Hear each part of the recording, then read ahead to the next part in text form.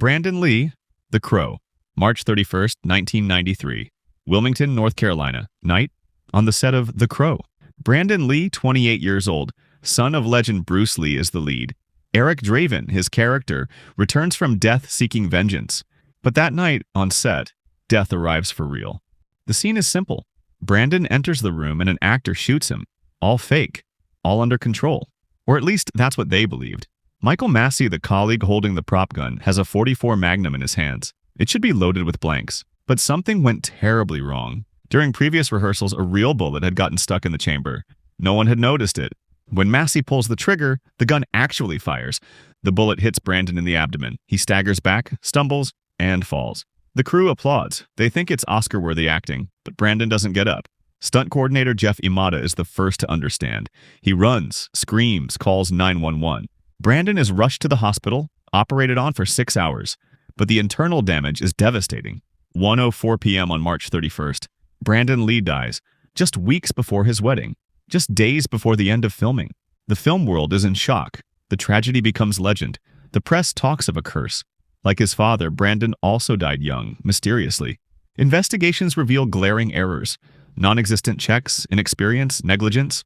The production is overwhelmed by accusations. Hollywood forever changes the rules on prop weapons, but too late. Brandon Lee doesn't come back to life, but he enters legend. In the completed film, some scenes use digital body doubles, but his gaze, that is real. And in that final frame, Eric Draven walks toward the rain, alone, in silence, as if he knew everything from the beginning. Vic Morrow, Myca, Renee, Chen, Twilight Zone, the movie. July 23rd, 1982. Indian Dunes, California.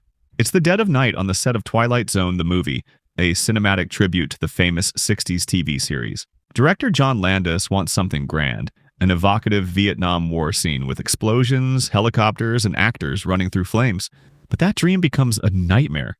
Vic Morrow, a seasoned actor, must film a sequence where his character saves 2 Vietnamese children, Myca, 7 years old, and Renee Chen, 6 years old, crossing a river while a helicopter flies low, immersed in smoke and raining fire. The scene is shot in conditions already beyond the limit. They're working at night. The children shouldn't have been there according to child labor regulations, and safety is questionable. At 2:20 in the morning, filming begins. Special effects explode too close to the helicopter, which loses control. In seconds, it crashes. The blades decapitate Vic Morrow and little Myca. Renee is crushed under the skids. Everything happens before the eyes of the horrified and paralyzed crew. The cameras were rolling. The case goes to court. John Landis and other production members are indicted for involuntary manslaughter, but ultimately acquitted. However, their reputations are forever tarnished. From that day, American laws on minors on film sets change. Rules for scenes with special effects and flying vehicles are rewritten. The tragedy remains etched in collective memory as one of the most horrifying episodes in cinema history. It wasn't fiction, it was reality. And 3 lives, 2 innocent and 1 talented, were sacrificed in the name of spectacle. Halyna Hutchins, Rust. October 21st, 2021. Santa Fe, New Mexico. An isolated ranch in the desert serves as the backdrop for filming Rust, a low-budget western with Alec Baldwin as star and producer. The day is full, the crew exhausted. Working conditions have become tense. There have already been delays, complaints, and more than one technician has left the set for safety reasons. Halyna Hutchins, 42 years old, a talented cinematographer, is working on the crucial scene where Baldwin's character must shoot toward the camera. The weapon is a revolver, a Colt .45 long Colt, handed over by an assistant with the ritual formula. Cold gun, meaning a safe weapon. But it's not safe at all. During rehearsal of the scene, Alec Baldwin points the gun toward the camera. No one expects a real shot. Baldwin pulls the trigger, and a real bullet fires. Halyna falls backward, hit in the chest. Director Joel Souza behind her is wounded in the shoulder. Panic erupts on set.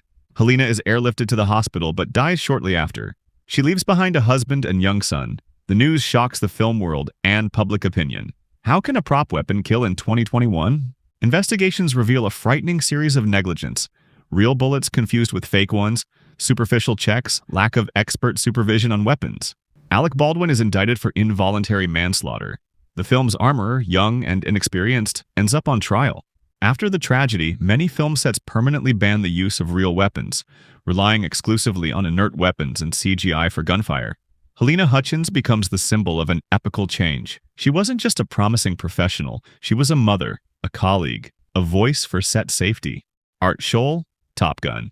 March 18, 1985. Pacific Ocean, off San Diego, California. The set is among the most ambitious ever conceived. They're filming Top Gun, the film that will consecrate Tom Cruise as an action icon. But behind the spectacular scenes of fighters crossing at insane speeds hides a forgotten tragedy. Aerobatic pilot Art Scholl, a veteran with thousands of flight hours and a legendary reputation, is called to execute a crucial maneuver for an aerial scene. His Pitts S2 is equipped with a special camera. He must simulate an out-of-control spin to show the protagonist's disorientation in flight. At 5:45 p.m. he takes off. He greets via radio with a smile. "I'm about to get you a great shot." Then he begins the spiral descent. From the control tower they hear his last words. "I have a serious problem. I can't get out of the spin." No response, no signal. The plane disappears into the Pacific. Rescue teams arrive immediately but find nothing. Neither the aircraft nor the body. Only foam. Silence. The production is devastated. The scene will never be used. At the end of the film, a message in white on black background. In memory of Art Scholl. He died doing what he loved. A real tragedy for a film that dreamed of the sky. Joy S.J. Harris, Deadpool 2. August 14th, 2017. Vancouver, Canada. Closed set. High tension. They're filming Deadpool 2, a highly anticipated film with Ryan Reynolds. That day, they're preparing a simple action scene. A motorcycle shot, no explosion, no extreme stunts. But the protagonist isn't an actress. She's a stunt woman, Joy S.J. Harris, the first African-American woman to compete professionally in motorcycle racing in the USA. It's her first experience on a film set. Yet she's prepared, precise, determined. She simply has to cross a square on a Ducati, slow down, and stop. At the last moment, she loses control. Perhaps a brake error, perhaps a missed directive. Joy hits a curb, flies from the motorcycle, and crashes into a storefront window. No helmet. The scene required the character to have an uncovered face. Death on impact. Production stops. Ryan Reynolds cries in front of the crew.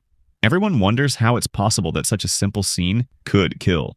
Subsequent investigations reveal that Joy had very little time to practice, and that last-minute modifications had increased the risk. Her name will remain inscribed in the credits, but for the stunt community, that death is an open wound. Hollywood learns, once again, that even the most mundane scene can be fatal. Sarah Jones, Midnight Rider. February 20th, 2014. Wayne County, Georgia. We're on the set of Midnight Rider, a biopic about musician Greg Allman. Director Randall Miller wants a powerful scene. A hospital bed placed on railroad tracks with the lead actor lying on top. Everything should seem dreamlike, but becomes a real nightmare. The location is an active railroad bridge over the Altamaha River. The production hasn't obtained proper permits. The crew is nervous, but no one dares openly oppose. Sarah Jones, 27 years old, camera assistant, is there with her notepad, ready to begin. The crew sets up equipment, unaware that a freight train is approaching at full speed. No warning, no escape route. The bridge is narrow, without railings. When the train arrives, everyone runs.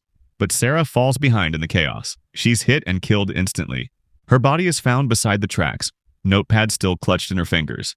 The set is evacuated, filming suspended, but the industry can no longer ignore what happened. Sarah Jones's death triggers a wave of global indignation. The Safety for Sarah movement is born. Film professionals demand radical reforms. The director is arrested, sentenced to 2 years. It's the first case in American history where a death on set leads to a criminal conviction of the director. Sarah wasn't famous. She wasn't an actress. But her death had more impact than many blockbusters because it reminded everyone that every person behind the camera matters, that no shot is worth a human life. John Jordan, You Only Live Twice. June 4th, 1967. Dorset, England. James Bond knows no fear, but on set, someone met death. John Jordan is a veteran cameraman. He's worked on all the 007 films. Now he's hanging from a platform mounted on a railway car to film a dynamic scene of the train crossing the English countryside. A high-speed shot. The platform is narrow, unstable. Jordan has no harness. It's not the first time. He's risked before. But that day, the train passes too close to another parked convoy. A minimal protrusion is fatal.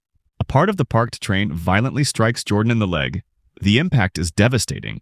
The man loses balance and is dragged away into the void. The crew freezes, screams, blood. He's rescued, but the leg is mangled. He survives, but his leg is amputated. Yet John Jordan doesn't give up. With a prosthetic, he returns to work, even on another 007 film, on Her Majesty's Secret Service. But the story has a bitter epilogue. 2 years later, during aerial filming in Holland, Jordan falls from a helicopter, dies on impact. His dedication became legend in cinema circles. But the truth is harsh. No action scene is worth more than the life of who films it. John Jordan, the man who lived twice, and died filming. Alain Delaunay, A View to a Kill, August 1985, Paris, France. The set is for A View to a Kill, the 14th James Bond film. Location, the Eiffel Tower. The goal? A spectacular sequence with a parachutist escaping from Agent 007. Alain Delaunay, Cameroonian cameraman, is chosen to film everything from a platform suspended over 60 meters high. No green screen, no digital effects, only courage, mechanical cranes, and pure risk. During an unauthorized maneuver, one of the cranes shifts suddenly. The platform gives way. Delaunay falls. His body slams against a metal structure of the tower. Then, silence. Rescue arrives immediately, but there's nothing to be done. He dies on impact. Only 34 years old. The production downplays it. His name disappears from communications. The scene is completed using remaining stunt performers and distant shots. No dedication, no press conference, only silence. But among the crew, indignation is strong. Some technicians leave the set. Others speak of criminal superficiality. After the tragedy, new regulations are introduced in France for filming in historic buildings. Mandatory checks, independent inspectors, prohibitions in case of high risk. But for Alain, it's too late. An invisible cameraman, a forgotten victim, and a film that put spectacle above life. Paul Mantz and Karl Baumgartner, The Flight of the Phoenix, April 9th, 1965, Yuma Desert, Arizona. The Flight of the Phoenix tells the story of survivors of a plane crash in the desert. To film it, realism is needed. They use real planes, real sand, real stunts. Aerobatic pilot Paul Mantz, legend of aviation cinematography, is called for one final shot. With him on board, Karl Baumgartner, second unit operator. The scene is simple, a takeoff in the desert amid sand and wind. But the aircraft, an artisanal assembly for plot requirements, has a fragile structure. Mantz takes off, but a few meters from the ground, the plane tilts. The fuselage breaks. The plane crashes on the sand like a projectile. The impact is tremendous. Paul Mantz dies on impact. Karl Baumgartner is thrown out. He fights between life and death for days, but doesn't make it. The industry is shocked. 2 professionals killed in a single scene. The cause? Not even the wind, but unstable design and production pressures. From then on, films with flying vehicles must follow stricter protocols. The legend of aviation cinema ends with 2 crosses in the desert. For Mantz and Baumgartner, the flight was truly the last. If you enjoyed the video, leave a like to support the channel, subscribe so you don't miss the next episodes, and let me know in the comments which story you'd like to see in the next video.